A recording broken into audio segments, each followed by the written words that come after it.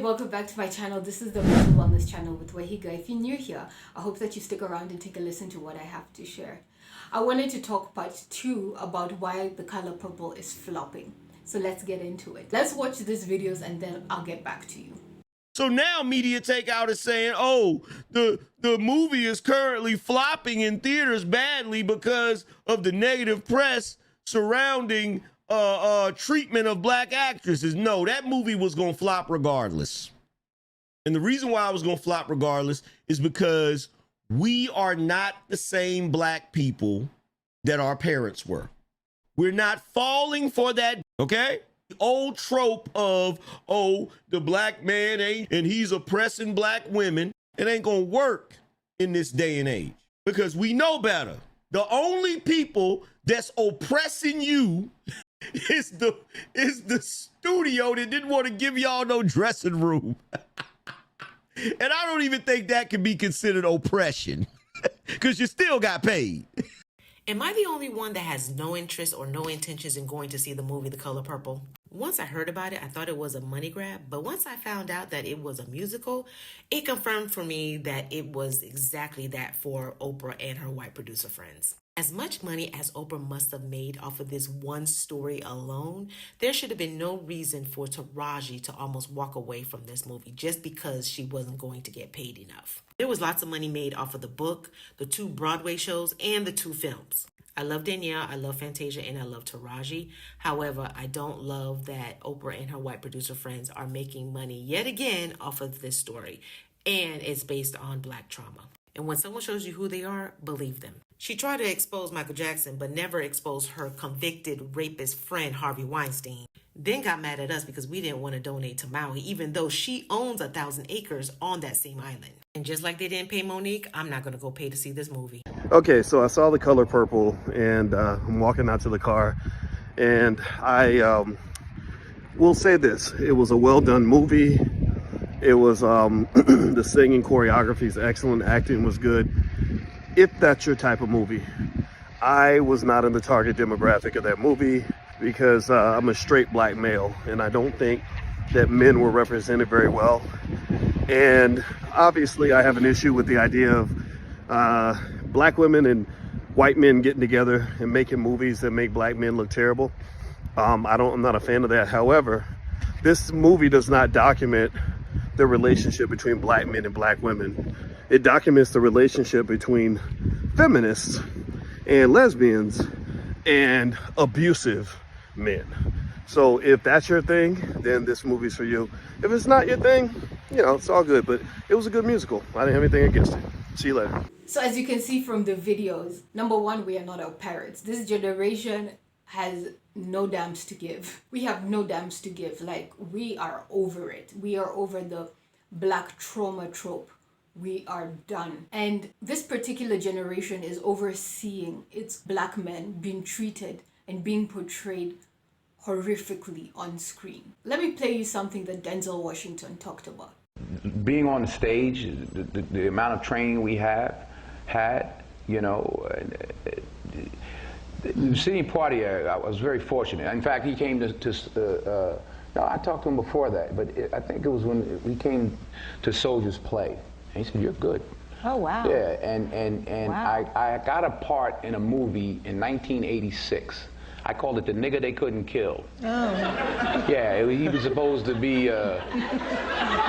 he raped a white woman, and they tried to electrocute him, but it didn't work. And he became sort of a cult hero. No, not that one. That was the other awful one. But and then they tried to hang him, and they tried to do all this stuff. And I had a lot of training day in me. And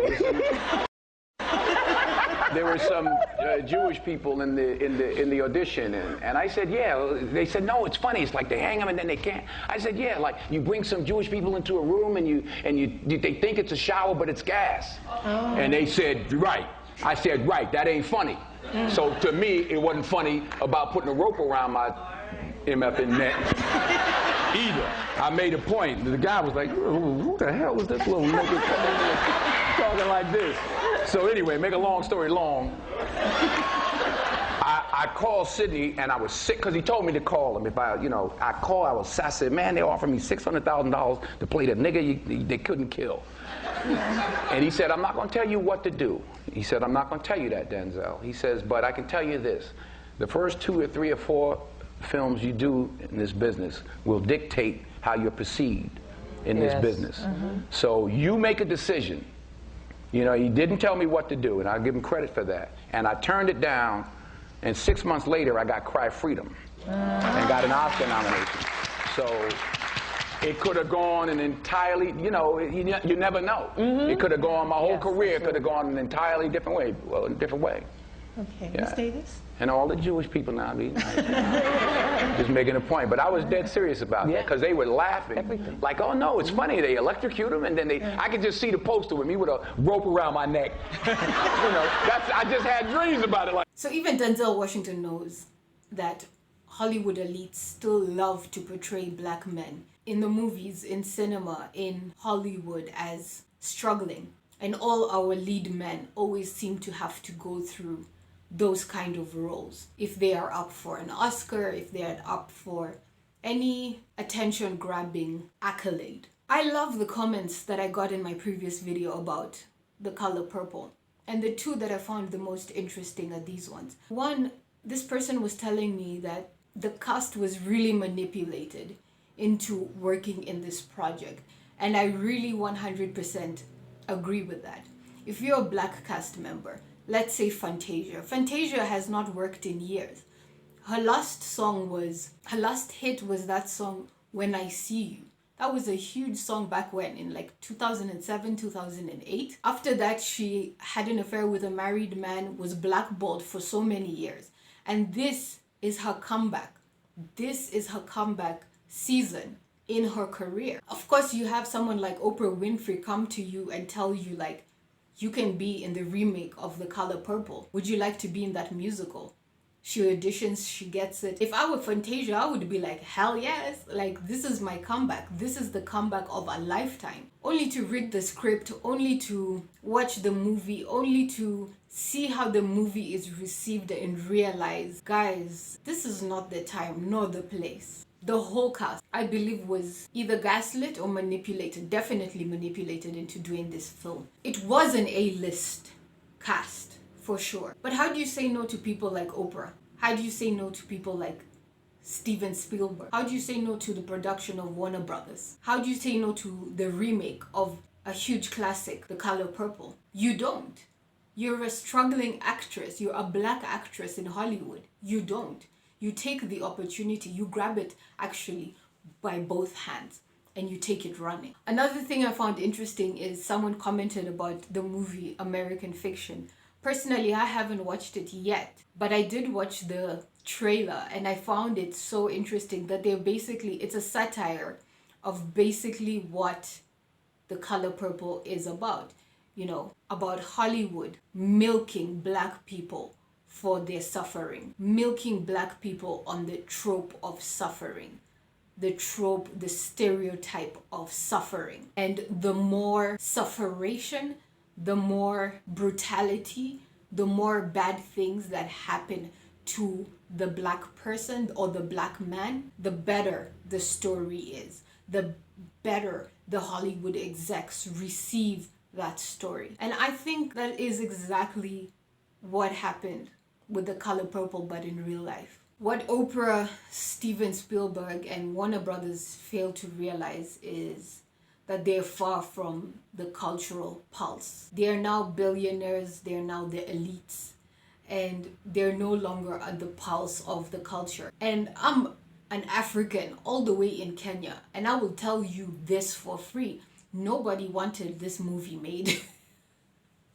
So I'm not even in the demographic or target audience of this particular movie. I also think that making it a musical was like the diciest thing that they could have done. First of all, I hate musicals. I really hate musicals. To make a movie into a musical, like I wouldn't take that movie seriously, especially with the seriousness of the subject matter. You're talking about racism, you're talking about very deep traumatic stuff, and then you're going to make it into a musical, which is light-hearted, and musicals are light-hearted in nature. When you're doing The Color Purple and you have this very deep scene where someone is talking about something very deep, and then the next scene they break into song and dance, is that really realistic? Number one. Number two, you've cut out a huge segment of the audience by making it into a musical. A lot of people don't like me included. So I wonder what you think about that. Tell me below in the comments. What do you think about The Color Purple? Are you going to watch it? Because I'm certainly not. All right, I'll see you in the next video.